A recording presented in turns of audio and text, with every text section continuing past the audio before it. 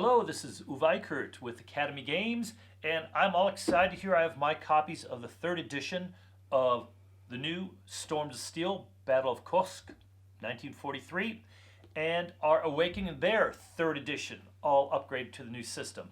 In other videos, I'm going through the big changes we made in these games, streamlining the rules, allowing more full battlefield awareness, and of course, the real important bringing in cognitive suppression and flanking units needing you, the commander, your attention to keep them on point and on mission objective. But today what I want to do is I'm going to take one of my copies, Storm Steel, and I'm going to show you how I set up my units and pack everything up nicely. Notice, this has been up and down around the place. Now I'm just going to open up and show you how I sorted everything and placed everything. So let's delve right in. You see it okay? All right, so I'm just going to show how I arrange everything. Of course, I have my rules, the rule book, which is just gorgeous in here. A lot of people, they say, oh, there are more pages. We actually cut out 30% of the rules, and the red sections are the examples. The blue are the tactical reasons why the rules are the way they are. And then the rules that are significant in white boxes. So you can see that we really organize. These are the first rules using our new system of organization, and of course using the cognitive training teaching, where we're teaching little sections at a time, building up as you're going through. The Storm of Steel mission book is also made a lot of changes. In the mission book now, we got rid of all the writing with all the numbers on top and made them visual images. So now you can see that this unit gets 2 cards at the beginning of a mission, 1 every round thereafter, 6 command points with the blue background, and the victory points that the Soviets happened to start with this mission. Also, very visual down here, and big maps of setup.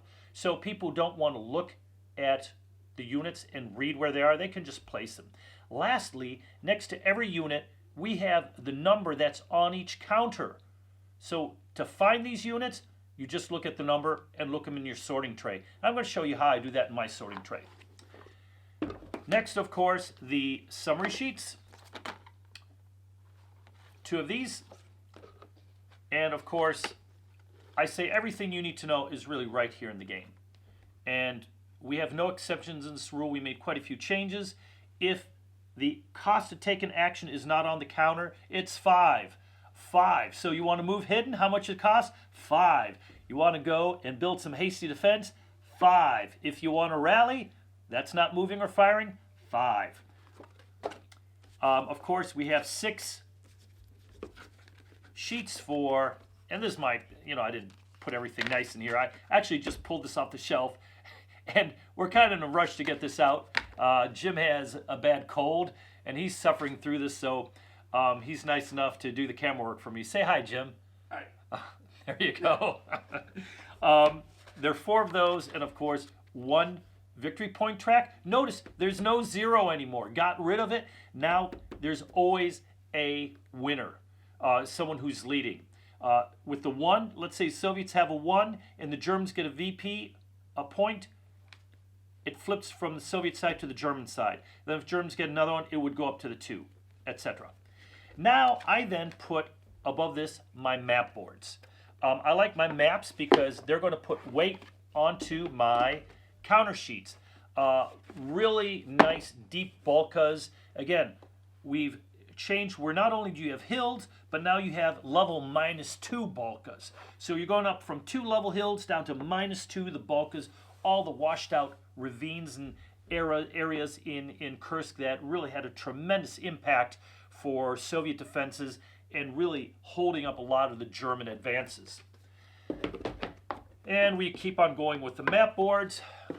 Beautiful little maps with corn, wheat. The corn only takes effect in September, October. The wheat only in August, September. So at the beginning of it, these are just like open. But in later missions, it they do take effect for hidden movement and line of sight. Then I keep my 3 trays below this. The map boards put pressure. I did not go through this. This has been leaning on my shelf. You saw I had sideways, up and down. Every game now comes with 3 nice trays that hold your counters. And I'm going to put this so we can see a little better, Jim. Maybe I'll go like this. The trays are snap-on trays. And now I can easily find my units because I start in the first tray, I number them. Every counter on the top center, we changed how the counters look now.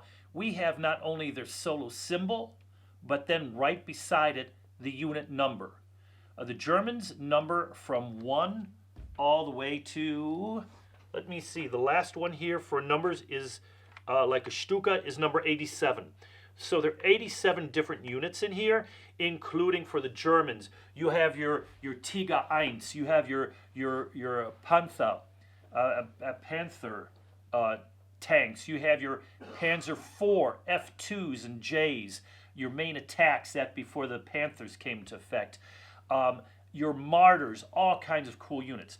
But in the first tray, I put 1 through 19.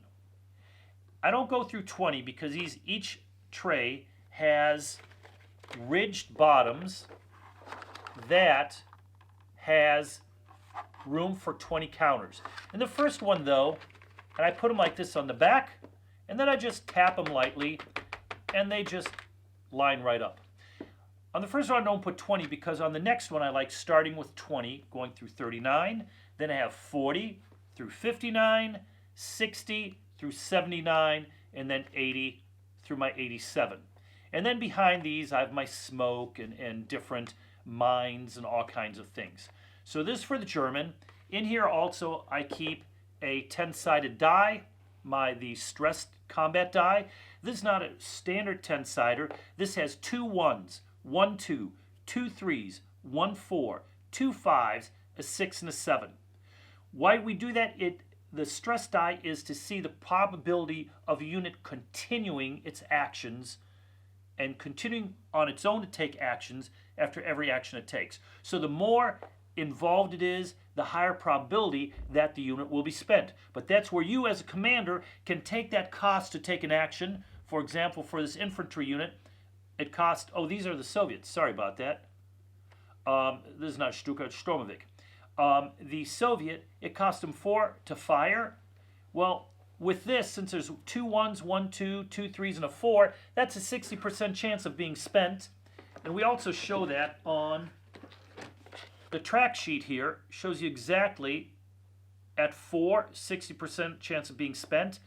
I can then take my command and lower this cost from 4 down to 3, down to 2, even down to 0 if I want, spending my real rare resource command points, which is me as commander deciding how we're going to use our communications, our extra ammunition, our NCO and officer base to make sure that our men, especially on the flanks, are continuing to work and pull through with the op ords the way we gave the commands and their mission commands. So this 4 is not only how their communication and their training took effect, but also how fast their cognitive suppression will come into effect during combat. Meaning, are they going to shut down? Do I, as commander, have to send out 2 stripes higher to that area to make sure that these son of bitches are going to keep on moving and firing? That's how you use your command points now, totally different than in previous units, to make sure that your Schwerpunkt of your battle is staying on target. Next, I put that in there. A little mistake we made. The game comes with 2 stress dice and 2 6-sided. There's a little typo in the game that says each player takes their 10-sider and 2 6-siders. The game only comes with 2, not 4. Our mistake, but just so you know, it's been that way. It was priced from the beginning that way with the printer. So there are 2 6-siders coming and 2 of the special stress 10-siders. Also in the game, that comes in the game, I'll show you now, the German is the same way. And of course, what I don't have in here, each game comes with, let me make sure if in Jim's version, of this. Oh, here. This is a Conflict of Heroes game. And this Jim had on his shelf all over the place. Look at the counters stay nice and clean. Beautiful now. You have one for the Germans, one for the Soviets. And we also give you 5 comes with each, or 4 comes with each game, the stress markers. So when you take an action with a unit, you just put this on just to remember if you want. If you take an action with that same unit the very next round, its cost goes up by 1. The probability of it shutting down goes up. Because what you're doing is if you take an action with unit 2 turns in a row, you're taking out of its normal cycle and you're stressing them more, and they're going to shut down, feel the stress much quicker when the bullets are flying than if they can slowly at their pace go forward. Not that they're luffing off, but you know what?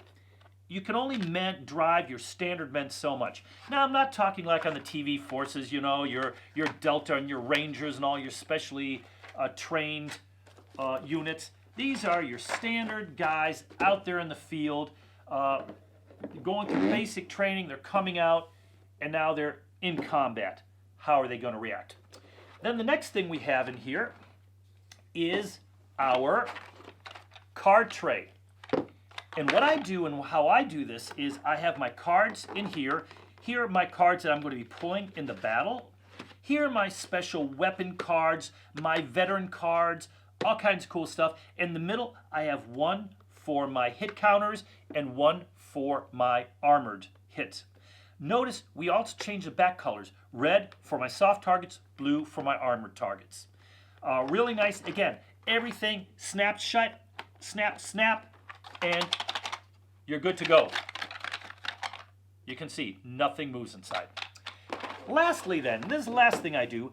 I like taking my overlays. I keep my overlay sheet and I keep my old counter sheets in the tray.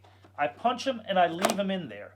This way there's no moving around when I first get the game. Later, if I decide to purchase additional tray inserts to put in my expansions like my monster tanks or my solo expansion, etc., these will fit on top of the other ones, and then I can take these out because then these still fit with all my map boards, etc. But when I get a game new, I keep my counter trays in, and then I keep my overlay tray, and when I'm done playing a game, I just take my overlays, I pop them right back in, keeps everything nice and flat, I don't lose anything, bada bing.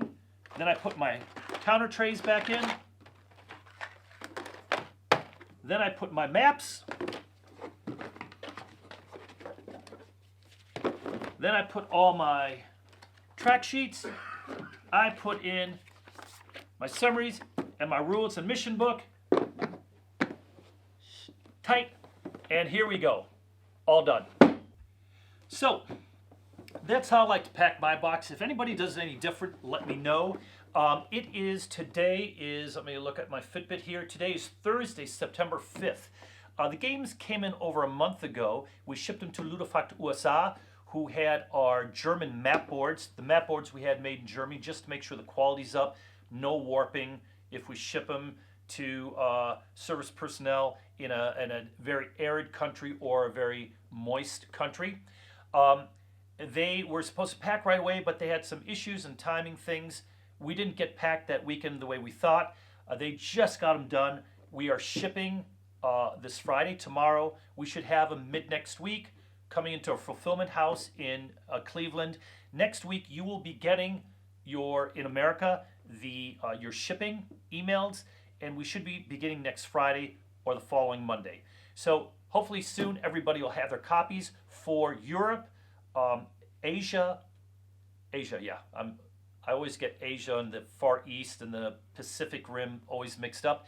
Australia, New Zealand, and Europe, they're all in shipping also at the end of next week. We're getting pallets, sending them out. Again, we felt better having everything come to America since rules were printed in America. Everything we could print in America, we did. The maps in Germany, the boxes and the counters, and the special dice in China. It's a world economy now. So if any questions, please hit us up on our website. In our news section, we keep all the updates up to date as much as we can. If you have any questions, let us know on Facebook. We also post on Board Game Geek, Consum World. So again, thanks for all your support. I think you'll be very happy with this new system. Let me know what you think, and I wish everybody a very, very good end of summer.